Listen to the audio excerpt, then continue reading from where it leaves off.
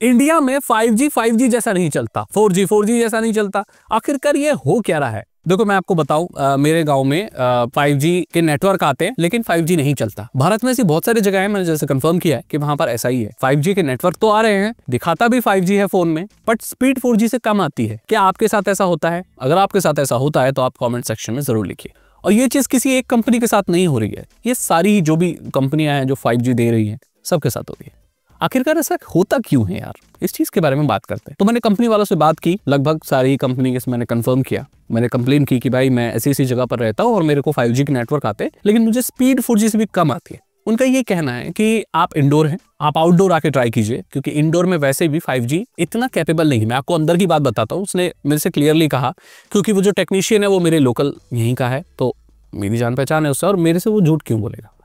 उसने कहा कि यार सर आप तो टेक्निकल हैं, आपको तो ये पता होगा कि जो 5G है वो इंडोर इतना अच्छा काम नहीं करता। जो 700 मेगाहर्ट्ज की जो फ्रीक्वेंसी है वो इंडोर कवरेज देती है, बट आपको स्पीड इतनी अच्छी नहीं देती। आपको 5G की प्रॉब्लम ही यही है कि वो अंदर इंडोर इतना अच्छा कवरेज नहीं देती। आप घर के बाहर आकर निकलिए, आपको ठीक स्पीड आएगी। मैं घर के बाहर उसके सामने आया तो घर के बाहर भी दोस्तों स्पीड नहीं आती, और वो इसलिए क्योंकि जो मेरा नियरेस्ट 5G का टावर है वो लगभग 2 किलोमीटर दूर है, और एक 5G का एक टावर 2 किलोमीटर तक अपने सिग्नल्स को बेटर तरीके से नहीं भेज सकता, और डेटा के केस में तो बिल्कुल भी नहीं। हाँ, मेरे फोन में 5G के सिग्नल तो दिखाई देगा वो, लेकिन उससे मैं फास्ट इंटरनेट एक्सेस नहीं कर पाऊंगा, बिकॉज वो बहुत हार्ड ट्राई कर रहा है डेटा भेजने का। वो जो टावर है नियरेस्ट, लेकिन वो भेज नहीं पा रहा है, वो डेटा नहीं भेज पा रहा। और आपको भी पता होगा कि फोन में जितने सिग्नल आते हैं उससे आपके डेटा की स्पीड का कोई मतलब नहीं होता, क्योंकि एक होता है सिग्नल की स्ट्रेंथ और एक होती है सिग्नल की क्वालिटी, क्या है वो कितना डेटा ट्रांसमिट कर सकती है। सो बहुत सारे फैक्टर्स होते हैं, और ये भी एक फैक्टर होता है कि आपकी जगह पर कितने लोग और हैं 5G के। अगर आपके यहाँ 5G का वो लग रहा है और आपके यहाँ बहुत, जैसे महाकुंभ है, वहां पर बहुत सारे लोग इकट्ठा हैं, दिल्ली का जो रश एरिया होता है, बहुत सारे जहाँ लोग होते हैं, आपको क्या लगता है वहां पर आपको प्रॉपर स्पीड मिलती है? नहीं मिलती, क्योंकि बहुत ज्यादा सब्सक्राइबर्स हैं, वहां पर लोड ज्यादा है, लेकिन जो इक्विपमेंट है, उनके जो टावर्स हैं, जो रिपीटर्स लगे हुए हैं, वो बहुत लिमिटेड है। तो ऐसे में स्पीड डिस्ट्रीब्यूट हो जाती है, और यही वजह है कि पीक आवर्स में स्पीड नहीं आती। रात के वक्त आप देखोगे जब लोगों के शाम को घर आने का वक्त होता है तो आपका स्पीड ऑटोमेटिकली कम हो जाती है।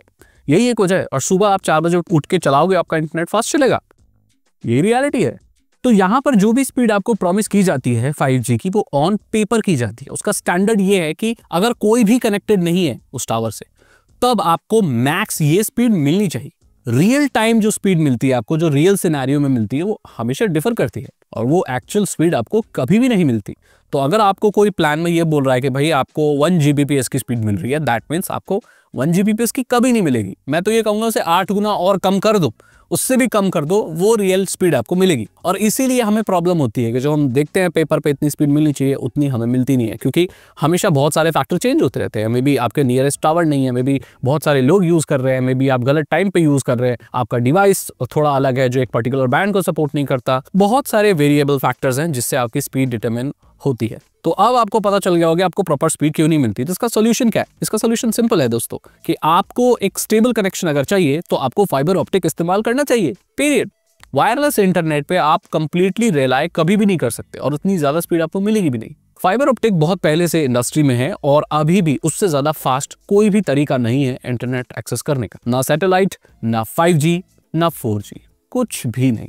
4G 5G सिर्फ उन लोगों के लिए है जो बहुत ज्यादा घूमते फिरते हैं, कॉलिंग वगैरह करते हैं, उन सब चीजों के लिए रह गई है। बाकी अगर एक स्थायी जगह रह के आप इंटरनेट इस्तेमाल करते हो तो अभी कोई भी वजह नहीं है कि आप 4G 5G इस्तेमाल करो। और 5G को एज ए ब्रॉडबैंड आप इस्तेमाल नहीं कर पाते। कभी आपने ये सोचा है, कभी सोचा है कि मार्केट में 4G के डोंगल तो मिल रहे हैं जो कि अनलिमिटेड भी नहीं है, लेकिन 5G के डोंगल इजीली अवेलेबल नहीं है जिसमें सिम लगा के आप अनलिमिटेड चलाते हो।